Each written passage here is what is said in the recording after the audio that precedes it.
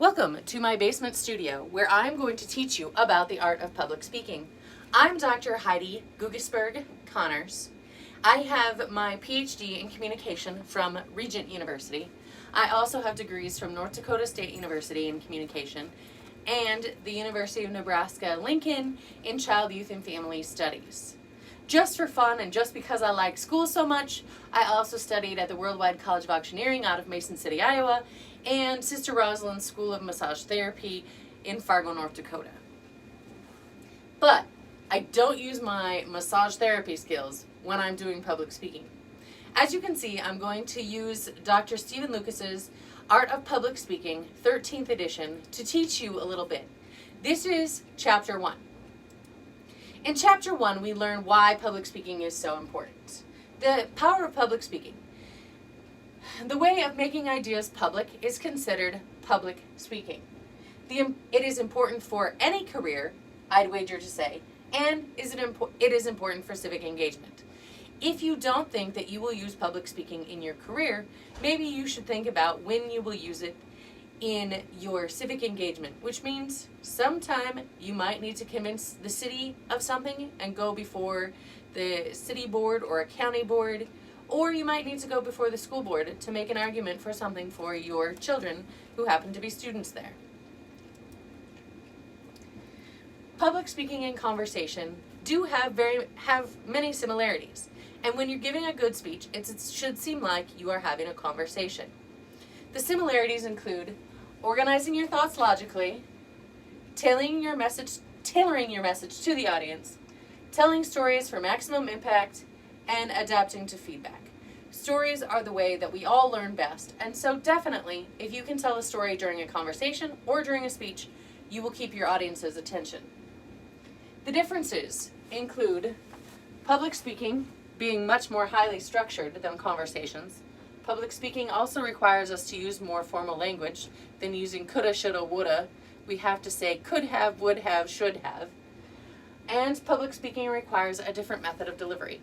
Of course, the gentleman or lady who is standing on the street corner sharing his or her ideas is, of course, doing some form of public speaking. The power of public speaking. Public speaking is the way of making ideas. Ooh, I must have gone backwards. Okay, so stage fright. This is the anxiety over the prospect of speaking in front of an audience. Many people experience stage fright. In fact, I would wager to say most people. In fact, in some textbooks I've read, there is a quote from Seinfeld that talks about Jerry Seinfeld saying that most people would rather be in the coffin than delivering the eulogy because public speaking is the number one fear and the second fear is death. But we can reduce speech anxiety. There are a couple of different ways. First of all, the more you give speeches, the better you will be at giving speeches. So you should acquire some experience. You should also prepare. Think positively. If you think you're going to fail, chances are you will fail. If you think you are not going to fail, chances are you will not fail. You will succeed. Use the power of visualization. This is part of a process for reducing speaking anxiety, and it is called systematic desensitization.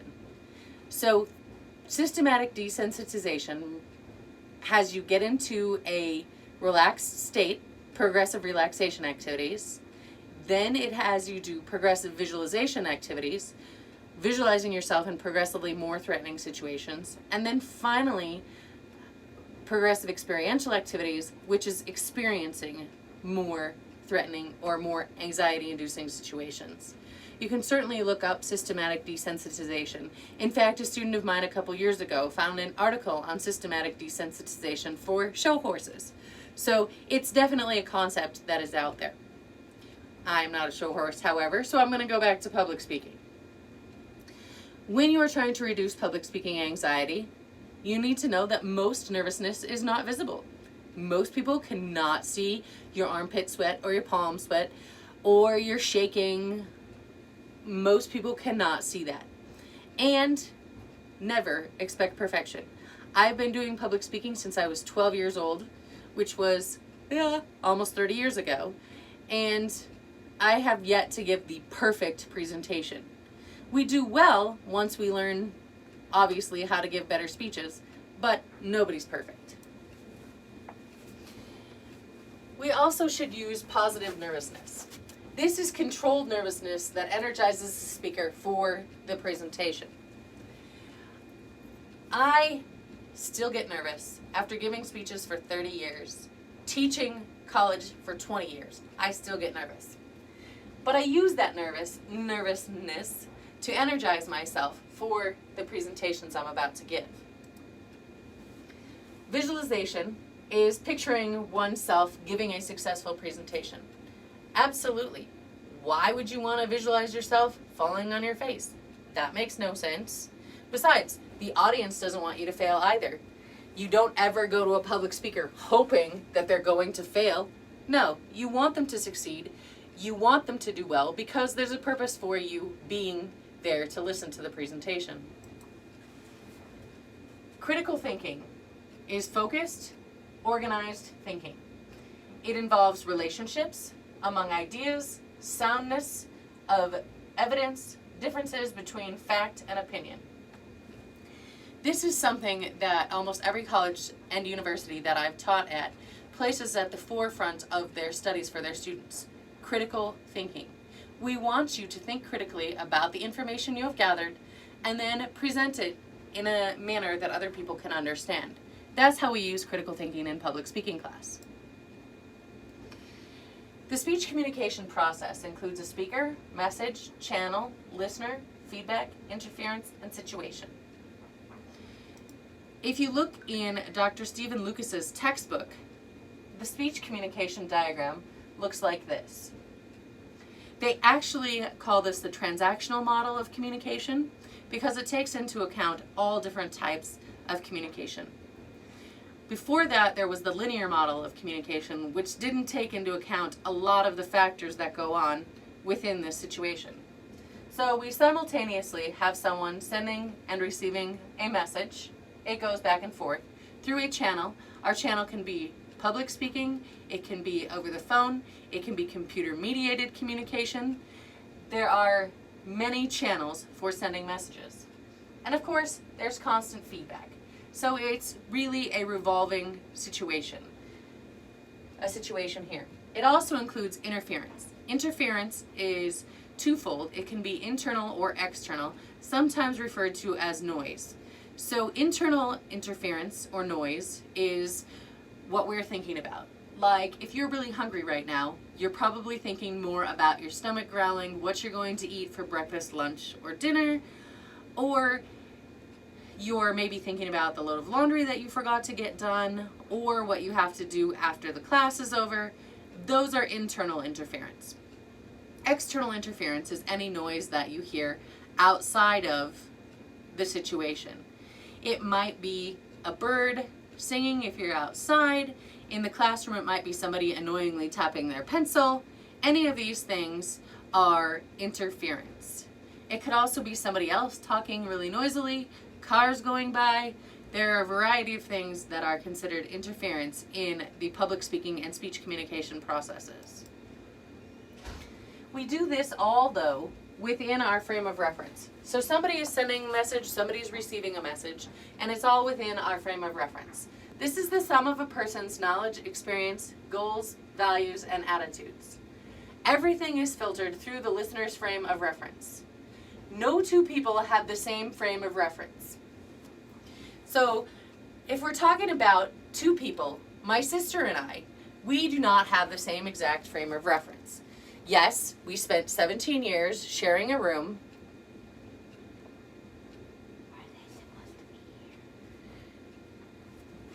We spent 17 years sharing a room, and we still do not have the exact same frame of reference.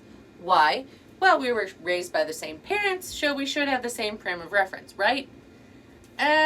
Not quite. She went on to study for her bachelor's degree, Management Information Systems and Transportation and Logistics. I studied mass communication with an emphasis in public relations and a minor in business administration. Bleh. Say either of those 10 times fast, and you will understand that we definitely have different frames of reference. We also went on to get advanced degrees. I have 2 master's degrees, one in communication, one in child, youth, and family studies. My sister has a master's of business administration in strategic and supply chain management. Again, our frames of reference are different because we studied different things and we work in different industries.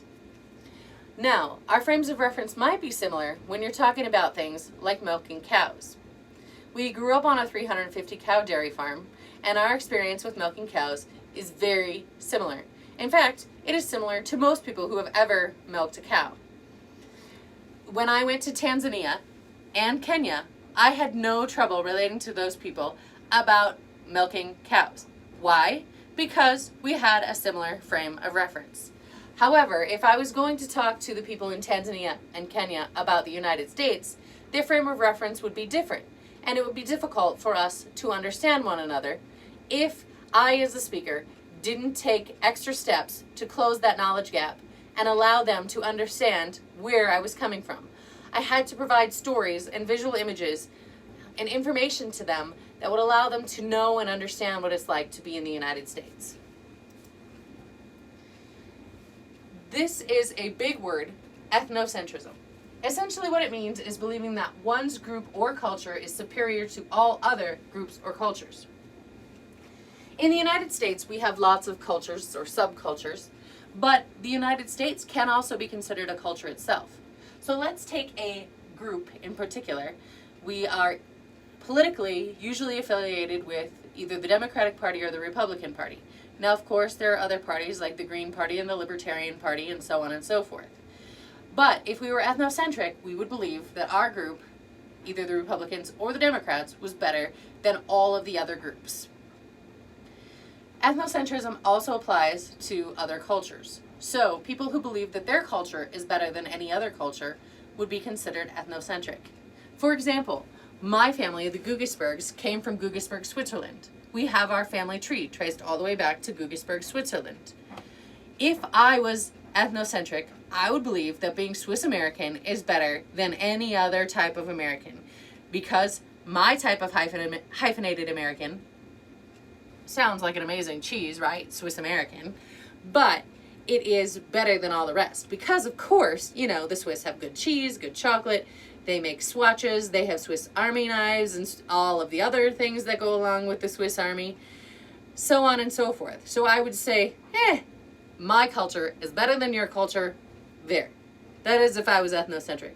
If you get to know me, I am not that kind of person, and I am open-minded and enjoy learning about a lot of different cultures.